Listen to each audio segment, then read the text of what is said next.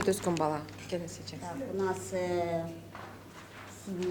ребенок, который растет, где есть игра и радость, и ребенок, который растет без игры и радости. Мы взяли карту мысли, вот это наш ребенок, и здесь начну с позитива. Да. Если есть игра и радость, то ребенок растет с такими навыками, как единство, как инициативность, дух соперничества в хорошем смысле этого слова.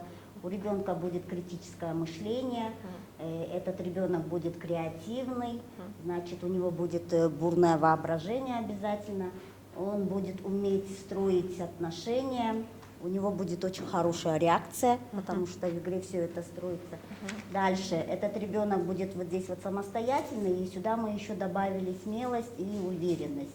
Ну, самостоятельность это одно, а уверенность это совсем другое понятие, и смелость тоже. Значит, ребенок будет у нас, во-первых, самостоятельным, во-вторых, он будет уверенным, и в каких-то моментах своей жизни он будет проявлять смелость обязательно. Так, дальше, у этого ребенка, этот ребенок будет уметь мотивировать других, дальше у него будет всегда на все взгляды позитивный взгляд, и обязательно он будет уметь поддерживать, и так как он эту поддержку видел, например, в игре, в своей семье, среди своих друзей. Так, и дальше у нас желание помочь, так как есть игра и есть радость, этот ребенок будет уметь и будет желать помогать другим обязательно. У него будет чувство победы, а это очень хорошее чувство, потому что умение побеждать и при этом умение правильно проигрывать тоже должно быть у человека. И дальше вот здесь вот я сейчас прочитаю.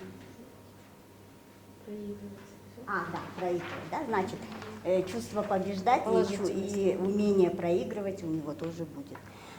Дальше у нас мы прописали то же самое, только обратно.